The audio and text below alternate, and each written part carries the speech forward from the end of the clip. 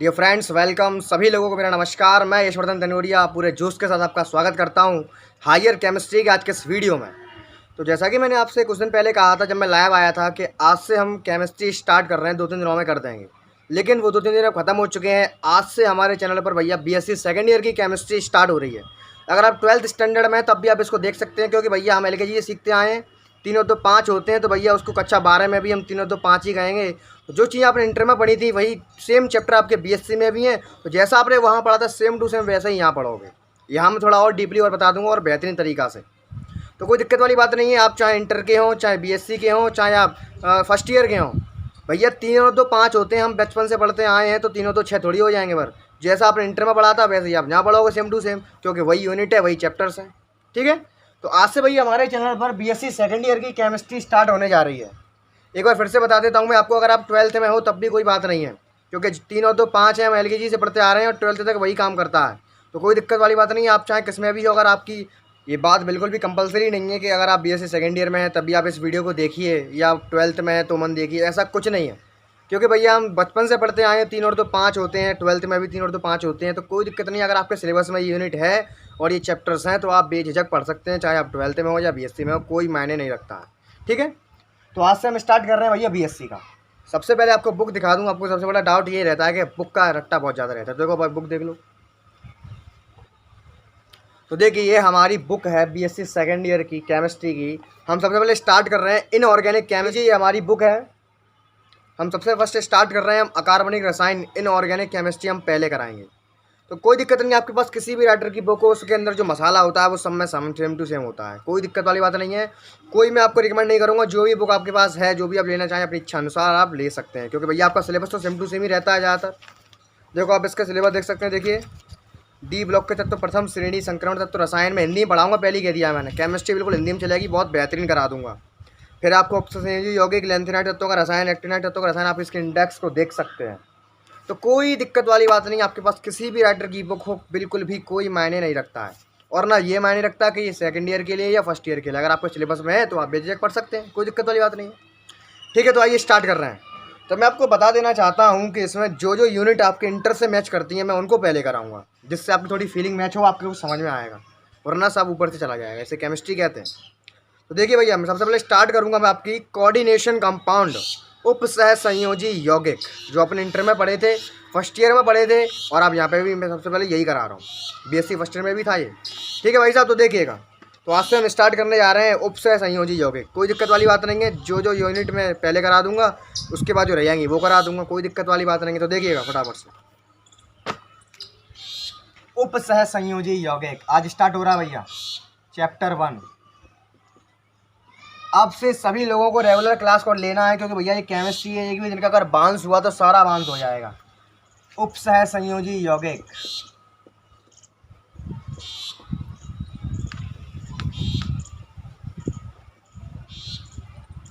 Coordination compound.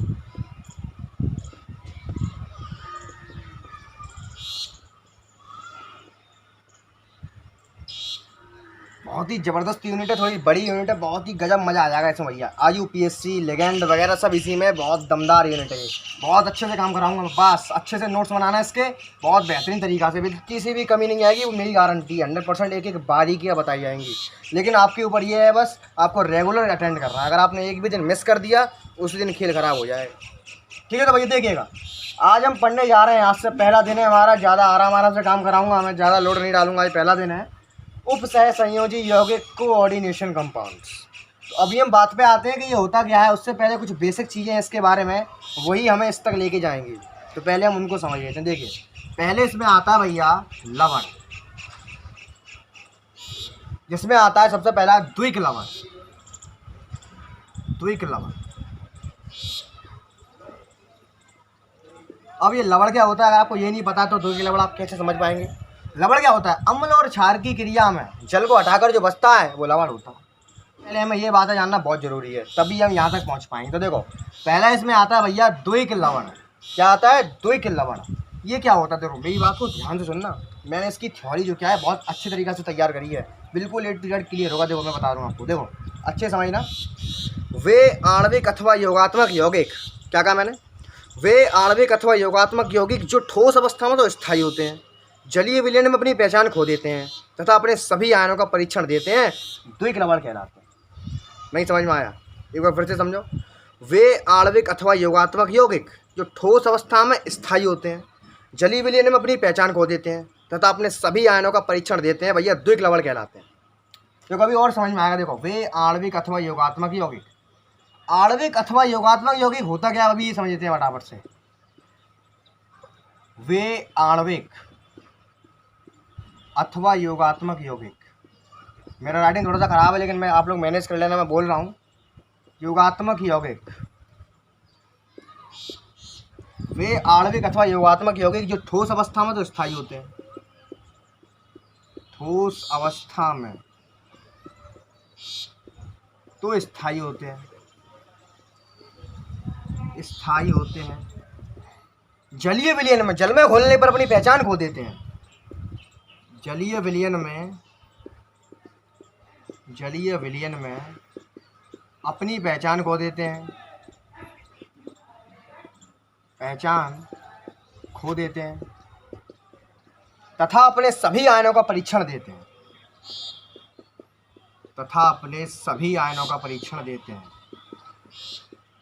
सभी आयनों का परीक्षण देते हैं, द्विक लवण कहलाते हैं, द्विक लवण कहलाते हैं। अब आप मुझसे कहोगे भाई साहब ये क्या कर दिया आपने, केवल थ्योरी लिखवा दी, बस हमें कुछ क्लियर हुआ ही नहीं। अभी होता है, देखो बहुत ईजी, देखो मैंने लिखा है, बहुत बेहतरीन सटीक थ्योरी, इसको आराम से समझते हैं। देखो, वे आणविक अथवा योगात्मक यौगिक, पहला कंसेप्ट जी की क्या होता है, आणविक अथवा योगात्मक यौगिक कहते किसे, तो बहुत सरल, देखो मैं बता रहा हूँ। देखो क्या होता है, ये दो स्थायी लवण आपस में जब मिलते हैं तब जो यौगिक बनता है उसको कहते हैं आणविक अथवा योगात्मक यौगिक। और यहाँ से आपके दिमाग में क्वेश्चन उठा होगा कि भैया जब लवण स्थायी हैं तो वो मिले कैसे, स्थायी लवण आपस में कैसे मिल सकते हैं, आपके दिमाग में क्वेश्चन बना होगा कि नहीं, बिल्कुल बना होगा ये।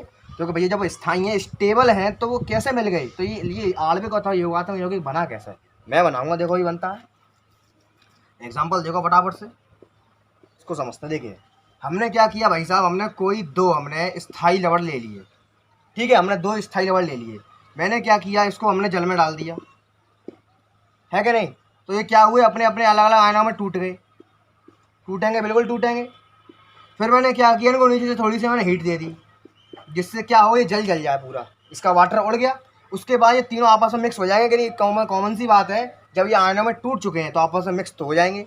ऊपर से इनका मैंने पानी उड़ा दिया, तो जो बाद में जो यौगिक कुछ बनेगा, एक ठोस सा यौगिक बनेगा कि नहीं, जब आपस में ये मिल जाएंगे, तब फीलिंग कर रहे हो, फीलिंग, तो भैया यही बनेगा आपका आणविक अथवा योगात्मक यौगिक। इसी को हम कहते हैं आणविक कह लो, चाहे इसको योगात्मक कह लो, योगात्मक यौगिक। समझ में आया? यानी कि हम कोई 2 स्टेबल लवण ले लें, स्थायी लवण ले लें, उनको हम जल में घोलें, तो अब वो अलग अलग हिस्सों में टूट जाएगा, अपने अलग अलग आयनों में टूट जाएगा। उसके बाद हम इसमें हीट दे दें, तो क्या होगा, ये सब आपस में मिल जाएंगे, मिक्स हो जाएंगे। उसका वाटर उड़ा दें हम, तो जो यौगिक मिलेगा हमें, इन सब का मिक्सअप मिलेगा कि नहीं, मिक्सअप, वही है भैया आणविक अथवा योगात्मक यौगिक। इनका सबका मिक्सचर जो हमें प्राप्त होगा बाद में, वही कहलाता है आणविक अथवा योगात्मक यौगिक। तो यहाँ तक बात समझ में आती है। अब आगे बढ़ते हैं। तो देखो यौगिक हमारा बन चुका है, यौगिक हमारा बन गया। अब आगे बढ़े, जो ठोस अवस्था में तो स्थायी होते हैं, यौगिक कैसा प्राप्त होगा, ठोस प्राप्त होगा। फिर जलीय विलयन में अपनी पहचान खो देते हैं, जब इसको जलीय विलयन में दोबारा घोलेंगे तब अपनी पहचान खो देगा ये, और अपने सभी आयनों का परीक्षण देते हैं, और अपने जितने भी आयनों से मिलकर बना है उन सभी आयनों का परीक्षण देगा। अभी देखो एग्जाम्पल, ये तो अब कॉमन सी भाषा थी, अब देखते हैं प्योर एग्जाम्पल क्या है। देखो हमने एक भैया आणविक अथवा योगात्मक यौगिक ले लिया, हमने ये ले लिया, हमने KCl MgCl2 हमने ये ले लिया, ठीक है। तो हमारा कंसेप्ट क्या कहता है, हमने इसको जल में घोला, पहली काम तो ये किया मैंने, इसको मैंने जल में घोल दिया, ठीक है, घोल दो जल में। ये भी ठोस है, हमने इसे जल में घोला, तो मैंने ये बताया था जल में जब इसे घोलेंगे तो ये आयनित हो जाएगा, अलग अलग आयनों में टूटेगा कि नहीं टूटेगा, जल में घोलेंगे तो भैया ये अलग अलग आयनों में टूटेगा, आयनित हो जाएगा। कोई भी ठोस हो जल में घोलेंगे तो वो टूटता है कि नहीं, अलग अलग आयनों में विघटित हो जाएगा। तो देखो इधर देखो, फीलिंग करो कैसे टूटेगा ये, KCl और MgCl2, Cl एक है, K एक है, धनायन पहले लिखते हैं तो K पे पॉजिटिव बनेगा, K पॉजिटिव, और Cl पे एक ही नेगेटिव बनेगा, क्योंकि Cl1 और K1, ठीक है। MgCl2 पहले धनाएं लिखते हैं तो Mg पॉजिटिव नहीं, डबल पॉजिटिव बनेगा। क्यों? क्योंकि आपने पढ़ा इंटर वाला कॉन्सेप्ट है, इधर ये इधर जाता है कि नहीं जाता है। तो Cl2 में तो दो नेगेटिव दो पॉजिटिव इस पे आएंगे Mg पे, पहले पॉजिटिव लिखते हैं उसके बाद आएगा Cl नेगेटिव। कोई दिक्कत आई? नहीं आई। तो देखो यहाँ तक हम पहुँच चुके हैं। तो वे आणविक अथवा योगात्मक यौगिक जो जलीय विलयन में अपनी पहचान खो देते हैं, ठोस अवस्था में स्थायी होते हैं, और ये क्या करेगा, अपने सभी आयनों का परीक्षण देगा। जब हम इसको जल में घोल देंगे उसके बाद हम जल में अलग अलग टेस्ट करके ये पता लगा सकते हैं कि देखो ये K पॉजिटिव आयन दे रहा है, ये C नेगेटिव आयन है इसमें, Mg डबल पॉजिटिव आयन है इसमें और Cl नेगेटिव आयन है इसमें। बस हो गया काम खत्म। यानी कि वे आणविक अथवा योगात्मक यौगिक अगर हम उनको जल में घोल दें, उसके बाद घोलने के बाद जब हम उसमें अलग अलग तरीके के टेस्ट करेंगे तब हम उसमें साफ साफ पता लगा सकते हैं कि भैया इस जल में कितने आयन मौजूद हैं। तो भाई जितने आयन इसके बनते हैं उतने ही आयन हमें वापस टेस्ट में सारे मिल जाएंगे। अलग अलग आयनों के लिए अलग अलग टेस्ट होते हैं, उनसे हमें पता चल जाएगी भैया कि इसमें K पॉजिटिव मौजूद है, इसमें Cl नेगेटिव मौजूद है, इसमें Mg डबल पॉजिटिव मौजूद है, इसमें Cl नेगेटिव मौजूद है। समझ में आया? अब तो कोई दिक्कत नहीं हुई। एक बार फिर से समझ लो, वे आणविक अथवा योगात्मक यौगिक जो ठोस अवस्था में स्थायी होते हैं, जलीय विलयन में अपनी पहचान खो देते हैं। अब K Cl Mg पॉजिटिव सब टूट गया, इधर बिखर के मालूम पड़ रही है क्या बोला था हमने? नहीं मालूम पड़ रही है, लेकिन ये अपने सभी आयनों को परीक्षण दे देते हैं। जब इस जल में हम अलग अलग टेस्ट करेंगे इस पानी में तो हमें मालूम पड़ जाएगा इसमें K पॉजिटिव मिला हुआ है, इसमें Cl नेगेटिव मिला हुआ है, इसमें Mg डबल पॉजिटिव मिला हुआ है, इसमें Cl नेगेटिव मिला हुआ है। तो हैंस प्रूव्ड हो गया। तो यहाँ से हमारा जो आंसर निकल के आया वो क्या आया? देखो, वे आणविक अथवा योगात्मक यौगिक जो ठोस अवस्था में तो स्थायी होते हैं, जलीय विलयन में अपनी पहचान खो देते हैं तथा अपने सभी आयनों का परीक्षण देते हैं, द्विक लवण कहलाते हैं। अब इनकी कुछ प्रकृति भी है भैया, देखो कैसी प्रकृति, देखो देखो देखो इनके। देखो हमने घोलने से जल में घोलने से पहले ये कैसा था? ठोस था। कैसा था भैया? ठोस। अब हमें आयनों में मिल गया है। तो याद रखना द्विक लवण की घोलने के बाद जो प्रकृति होती है वो भौतिक गुणों से भिन्न होती है। भौतिक गुण मैच नहीं खाएंगे। अरे कैसे खाएंगे मैच? देखो ये जल में घोला हुआ है और ये ठोस है, तो भौतिक अवस्था फिजिकली कंडीशन कहीं मैच कर रही है? नहीं कर रही है। लेकिन इनके जो रासायनिक गुण हैं, केमिकल कंडीशंस, वो सारी इसमें मैच कर जाएंगे। यानी कि जो द्विक लवण के जो भौतिक गुण होते हैं वो उसके अवयवी आयनों से भिन्न भिन्न होते हैं, भिन्न होते हैं। अरे बेशक भिन्न होंगे, बिल्कुल ही भिन्न होंगे भैया। फिजिकली देख लो ना, ये ठोस है और ये जल में घुले हुए हैं, देखो बिल्कुल ही भिन्न है। ये ठोस अवस्था, ये जलीय अवस्था, तो है कि नहीं? लेकिन इसके जो द्विक लवण के जो रासायनिक गुण होते हैं वो उसके अवयवी आयनों से समान होते हैं, सेम टू सेम मैच खाएंगे। जो गुण ये दिखाएगा जल में घुलने के बाद वही जल में घुलने से पहले दिखाएगा। ये द्विक लवण की विशेषता है। इसके जो भौतिक गुण होंगे वो उसके अवयवी आयनों से बिल्कुल भी मैच नहीं करेंगे, लेकिन इसके भौतिक गुण नहीं, रासायनिक गुण इसके अवयवी आयनों से संपूर्ण मैच करेंगे, जितने होते हैं तितने। तो रासायनिक गुण मैच करेंगे, रासायनिक गुण मैच करेंगे। तो बस यहाँ पे लिख देंगे। इसको मैं थोड़ा तैयारी कर रहा हूँ, इसको लिखना चाहता हूँ, लिख लेना समझने के लिए। ये क्या होता है, जो कि लवण कैसे चेक करते हैं, यहाँ लिख लेना ऐसे करके, ठीक है? इसको मैं रफ कर रहा हूँ, मेरे साथ साथ नोट करते रहिए। तो थोड़ी सी इसकी कुछ प्रॉपर्टी लिख देंगे। और एक और चीज़ अभी मैंने बनाया था कि नहीं, इनकी प्रकृति कैसे होती है भैया? इनकी वैद्य संयोजी प्रकृति होती है। क्यों होती है? क्योंकि भैया ये आयनों में टूट जाते हैं, आयनों में टूट जाते हैं। तो इनकी ये प्रकृति है वो कैसी है? वैद्युत संयोजी प्रकृति है, ठीक है कि नहीं? क्योंकि आयनों में टूट जाते हैं। तो यहाँ लिख देंगे जो करके, इनकी वैद्युत संयोजी प्रकृति होती है, इनकी प्रकृति वैद्युत संयोजी होती है, वैद्युत संयोजी होती है, तथा द्विक लवण के भौतिक गुण, द्विक लवण के भौतिक गुण, द्विक लवण के भौतिक गुण उसके अवयवी आयनों से भिन्न भिन्न होते हैं, उसके अवयवी आयनों से भिन्न होते हैं। मैच नहीं खाएंगे, लेकिन रासायनिक गुण मैच खा जाएंगे, भिन्न होते हैं। किंतु रासायनिक गुण कैसे होते हैं? समान होते हैं। रासायनिक गुण समान होते हैं। कैसे होते हैं भैया? समान होते हैं। तो ये हो गया भैया आपका द्विक लवण। इसके कुछ एग्जांपल देखते हैं। पहला एग्जांपल देखो, मोहर लवण। मोहर लवण एक द्विक लवण है। इसका सूत्र क्या होता है? FeSO4 NH4 का होल ट्वाइस SO4.6H2O, ठीक है? पहला एग्जांपल हो गया मोहर लवण। दूसरा एग्जांपल देख लो, कार्नेलाइट। कार्नोलाइट क्या था, अभी हमने लिया था वही तो था, KCl MgCl2.6H2। ठीक है। और इसका एक और एग्जांपल होता है भैया फिटकरी या पोटाश एलम। फिटकरी या पोटाश एलम। पोटाश एलम फिटकरी का दूसरा नाम भैया क्या है, पोटाश एलम। K2SO4.24H2। ठीक है भैया। देख लो मैंने आपको 3 उदाहरण लगा दिए हैं। पहला उदाहरण हो गया आपका मोहर लवण FeSO4NH4 का होल ट्वाइस SO4.6H2। दूसरा कार्नेलाइट KCl MgCl2.6H2। तीसरा एग्जाम्पल पोटाश एलम या फिटकरी K2SO4Al2SO4 का होल थ्राइस और 24H2O। तो बस यहीं पे आपका खत्म होता है द्विक लवण। एक बार फिर से समझ लो, कोई दिक्कत वाली बात नहीं है। देखिए, वे आणविक अथवा योगात्मक यौगिक जो ठोस अवस्था में तो स्थायी होते हैं, जलीय विलयन में अपनी पहचान खो देते हैं तथा अपने सभी आयनों का परीक्षण देते हैं, द्विक लवण कहलाते हैं। इनकी प्रकृति वैद्युत संयोजी होती है। क्यों होती है? क्योंकि भैया इनके आयन बनते हैं, आयनों में बनते हैं, है कि नहीं, आयनों में टूट जाते हैं, इसलिए इसको वैद्युत संयोजी बोलते हैं हम तथा। लेकिन इसकी विशेषता ये है कि द्विक लवण के जो भौतिक गुण है वो उसके आयन अवयवी आयनों से भिन्न भिन्न होते हैं, लेकिन रासायनिक गुण उसके अवयवी आयनों के बिल्कुल समान होते हैं। एग्जाम्पल मैंने लिखा दिए, अच्छे से नोट कर लेना। आइए बढ़ते हैं नेक्स्ट अब बढ़ते हैं इसके सेकंड टाइप ऑफ लवण पे, संकुल लवण। वेरी इंपॉर्टेंट, संकुल लवण भैया।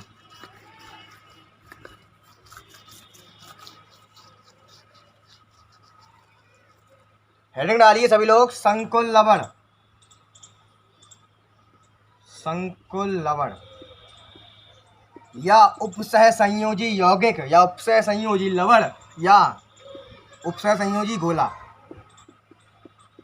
उपसह संयोजी यौगिक इन्हीं से कहते हैं भैया, उपसह संयोजी यौगिक। इसीलिए मैंने आपको पहले द्विक लवण कराया था, क्योंकि अगर आपको वो नहीं आता तो आप ये भी नहीं समझ पाएंगे। पहली सीढ़ी थी द्विक लवण की, मैंने क्या कहा था, धीरे धीरे सीढ़ी वाइज हम यहीं पहुंच रहे हैं अभी टॉपिक पे। आगे टॉपिक पे लो, ये मोस्ट इंपोर्टेंट है, इसको जरा आराम से समझेंगे। संकुल लवण या उपसह संयोजी यौगिक या संकर लवण। संकर लवण भैया ये क्या होते हैं, द्विक लवण के जस्ट उल्टे। पहले सुन लो मैं क्या कह रहा हूँ। वे आणविक अथवा योगात्मक यौगिक जो ठोस अवस्था में तो स्थायी होते हैं, जलीय विलयन में अपनी पहचान नहीं खोते और अपने सभी आयनों का परीक्षण नहीं देते हैं, संकुल लवण कहलाते हैं। वही भैया क्या होते हैं, उपसह संयोजी यौगिक कहलाते हैं। बहुत जटिल होते हैं। कैसे होते हैं? जटिल। संकुल लवण या उपसह संयोजी यौगिक, फिर से सुनिए, वे आणविक अथवा योगात्मक यौगिक जो ठोस अवस्था में स्थायी होते हैं, जलीय विलयन में अपनी पहचान नहीं खोते और अपने सभी आयनों का परीक्षण नहीं देते हैं, उपसह संयोजी यौगिक कहलाते हैं। अभी एग्जांपल से पूरा क्लियर करता हूँ बस फिनिश। देखिए क्या है, मैं लिख लेते हैं इसको, मेरे साथ साथ लिख लीजिए। वे आणविक अथवा योगात्मक यौगिक, वे आणविक अथवा योगात्मक यौगिक जो ठोस अवस्था में तो स्थायी होते हैं, ठोस अवस्था में तो स्थायी होते हैं। ठोस अवस्था में कहते हो भैया, ठोस अवस्था में कैसे होते हैं? स्थायी होते हैं। जलीय विलयन में अपनी पहचान नहीं खोते हैं, जलीय विलयन में अपनी पहचान नहीं खोते हैं, पहचान नहीं खोते हैं तथा अपने सभी आयनों का परीक्षण नहीं देते हैं, तथा अपने सभी आयनों का परीक्षण नहीं देते हैं।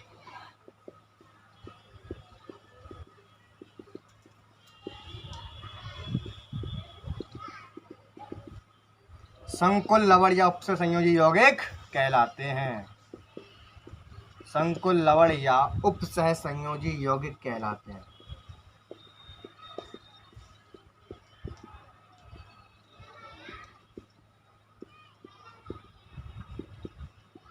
बहुत बढ़िया। देखिए इसको बड़ा आराम से समझेंगे, है क्या ये।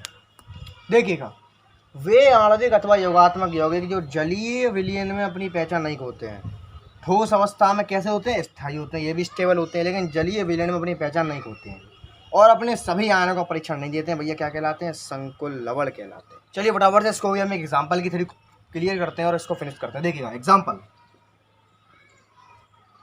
K4FeCN का होल 6, K4FeCN6 इसका बेस्ट एग्जाम्पल है। देखिएगा जरा आपको मैं एक बात बता दूं कि देखो ये संकुल लवण क्यों है, क्योंकि भैया इसमें गुरु कोष्ठक है।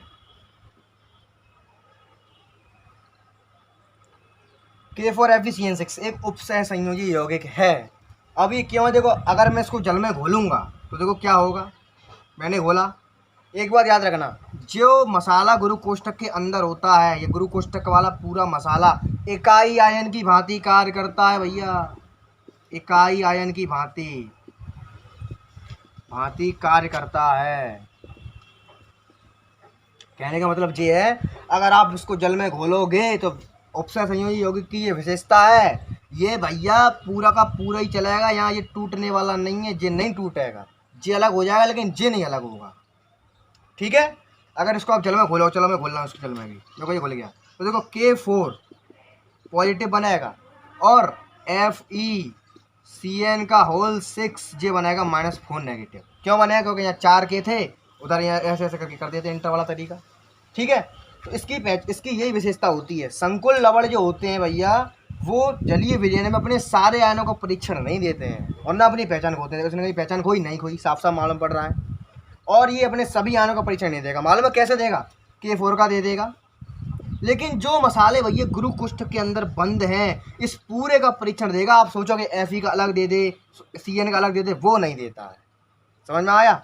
जैसे हमने अभी द्वितीय लवण में किया था, उसमें जितने भी आयन हमने घोले थे वो सभी ने अपने अपने अलग अलग आयन बनाए थे, उन सभी का उसने परीक्षण अलग अलग दिया था, इसमें क्या क्या मिल रहा है। लेकिन आप इसमें ये नहीं पता लगा पाओगे कि इसमें Fe अलग मिल रहा है या CN अलग मिल रहा है। इस पूरे का पता लग जाएगा, ये पूरा पूरा इसमें मिल रहा है FeCN6 का होल 6, FeCN का होल 6, ये पूरा मिल रहा है, ये पता लग जाएगा। लेकिन ये नहीं पता लग पाएगा इसमें Fe अलग से मिल रहा है और CN आयन अलग से मिल रहा है। इसकी मुख्य विशेषता ही नहीं, इसीलिए इनको भैया संकुल लवण कहते हैं। ये बहुत जटिल है, इन्हें पता लगाना बहुत मुश्किल है। तो डेफिनेशन क्या है इसकी? देखिए, वे आणविक अथवा योगात्मक यौगिक जो ठोस अवस्था में स्थायी होते हैं, जलीय विलयन में अपनी पहचान नहीं खोते हैं और अपने सभी आयनों का परीक्षण नहीं देते हैं। सभी आयन का कहाँ दे रहा है? इसका अलग दे देगा क्योंकि इससे अलग है, इससे अलग है, इसका तो मिल जाएगा हमें, इसमें K का आयन है। लेकिन इसमें आप सोचोगे Fe का अलग परीक्षण दे दे, CN का हमें अलग पता लग जाएगा, इसमें CN अलग से है, वो नहीं पता लगा पाओगे। इस पूरे कोष्ठक का पता लग जाएगा कि हाँ ये पूरा है, लेकिन ये नहीं पता लगा पाओगे कि इसके अंदर सेपरेटली Fe का टेस्ट दे दे या इसके अंदर सेपरेटली CN का टेस्ट दे दे, वो नहीं हो सकता है। तो इसीलिए भैया हम इनसे क्या कहते हैं? संकुल लवण या उपसर्ग संयोजी यौगिक जटिल यौगिक होते हैं बहुत ज़्यादा। कैसे होते हैं? जटिल।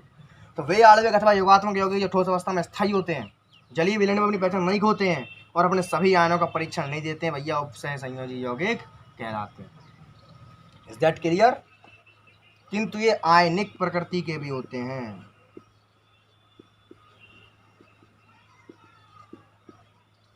एग्जाम्पल देख लो, K4FeCN6 अभी दिया मैंने, और K3FeCN6, इसके दो एग्जाम्पल है। एक बार फिर से समझ लेते हैं। देखिए क्या है, द्वितीय लवण क्या था? वे आणविक अथवा योगात्मक यौगिक जो ठोस अवस्था में तो स्थायी होते हैं, जलीय विलयन में अपनी पहचान नहीं खोते हैं, जलीय विलयन में अपनी पहचान खो देते हैं और अपने सभी आयनों का परीक्षण देते हैं, द्वितीय लवण कहलाते हैं। ये क्या है?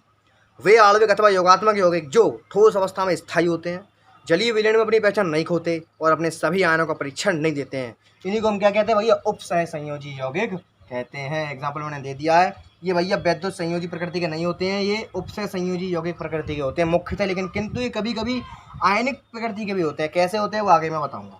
इतना समझ में आया? आगे चले?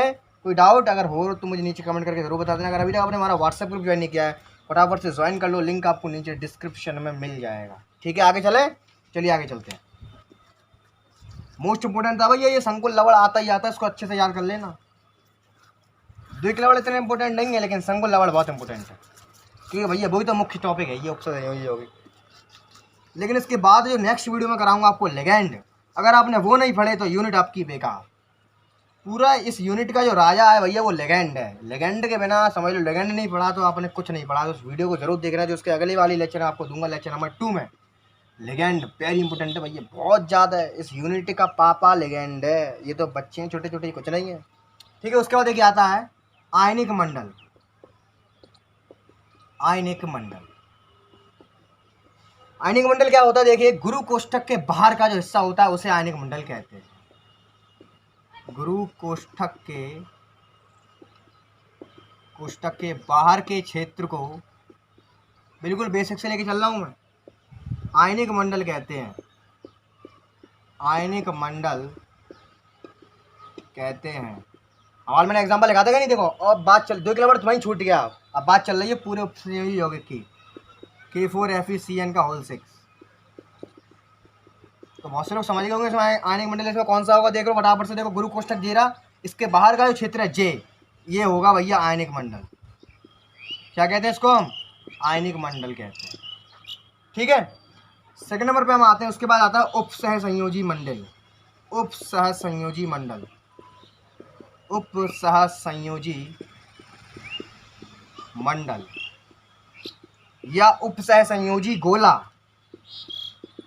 उप सहसंयोजी गोला या समन्वय मंडल, या समन्वय मंडल, समन्वय मंडल। इसके 3-4 नाम होते हैं, इसको याद कर लेना, अलग नाम से पूछ सकता है।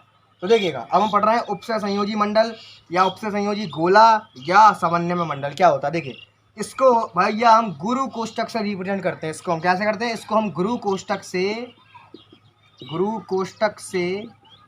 प्रदर्शित करते हैं, प्रदर्शित करते हैं।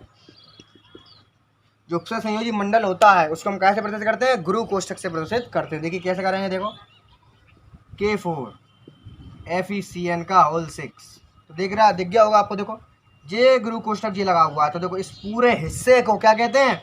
उपसह संयोजी मंडल या उपसह संयोजी गोला या समन्वय मंडल, इस हिस्से को हम कहते हैं। Is that clear? यानी कि हम गुरु कोष्ठक से उसको रिप्रेजेंट करते हैं, और गुरु कोष्ठक के बाहर के क्षेत्र को क्या कहते हैं भैया? तो बस आज हमने इतना कुछ सीखा। हमने द्विक लवण, संकुल लवण, उपसह संयोजी मंडल और आपका आयनिक मंडल, हमने आज ये 4 चीज़ें इस लेक्चर में कवर की हैं। क्यों की है मैंने 4 ही चीज़? क्योंकि धीरे धीरे आगे बढ़ेंगे। ये इसकी बेसिक जनरल नॉलेज थी इस पूरे चैप्टर की। जो मेन काम होगा भैया वो लेक्चर नंबर 2 से शुरू होगा, क्योंकि मैं अब कराऊँगा लिगैंड। वेरी इंपॉर्टेंट है, यहाँ से पेपर में आना यहाँ से शुरू हो जाता है। यहाँ से भी 2 टॉपिक आ जाता है पेपर में, लेकिन जो मेन काम, मोस्ट इंपॉर्टेंट काम है वो लिगैंड से शुरू होगा। तो बस आज के छोटे से लेक्चर को बेसिक इन्फॉर्मेशन के तौर पर यहीं पे समाप्त करते हैं। मिलते हैं कल on the same time second lecture में, जिसमें आपको कराऊंगा मैं लिगैंड। इस लेक्चर को ज़्यादा से शेयर कीजिए, अपने फ्रेंड्स को बता दीजिए। आज से हम केमिस्ट्री कराना हमने स्टार्ट कर दिया है। अगर कोई डाउट हो तो हमसे आप बेझिझक पूछ सकते हैं। व्हाट्सएप ग्रुप पे आप कभी भी आप मुझसे कुछ भी पूछ सकते हैं। ठीक है, बुक की टेंशन मत लीजिए, बुक के राइटर कोई भी हो, लेकिन उसमें जो अंदर का मसाला होता है वो सब में सेम टू सेम होता है। तो लिगैंड वाला जो लेक्चर है बिल्कुल भी मिस मत करना, वेरी इंपॉर्टेंट है भैया। इसकी लिंक आपको इस वीडियो के डिस्क्रिप्शन में मिल जाएगी लेक्चर अपलोड होने के बाद। ठीक है, तो बस मिलते हैं कल ऑन द सेम टाइम। अगर आज के इस वीडियो में कुछ भी आपको समझ में आया हो तो मुझे एक लाइक जरूर कर देना और मुझे बता जरूर देना, क्योंकि मैंने कभी केमिस्ट्री पढ़ाई नहीं है। ये हमारा फर्स्ट टाइम था। जरा कमेंट करके मुझे बता देना कि केमिस्ट्री आपको कैसी लगी। मैंने आज तक कभी केमिस्ट्री नहीं पढ़ाई है, ये फर्स्ट चांस है मेरा। ठीक है, तो मैंने पूरा प्रयास किया कि आप लोगों को बखूबी समझ में आए। अगर फिर भी कोई गलती रह जाती है तो अभी मैंने कभी केमिस्ट्री पढ़ाई नहीं है, मुझे अभी केमिस्ट्री का इतना एक्सपीरियंस नहीं है। अगर फिर भी कोई छोटी मोटी गलती हो जाती है तो आप लोग मुझे बता सकते हैं, कोई दिक्कत वाली बात नहीं है। ठीक है, तो बस आज के लेक्चर को यहीं समाप्त करते हैं। मिलते हैं कल ऑन द सेम टाइम, तब तक के लिए सी यू टुमारो के बाय एंड टेक केयर।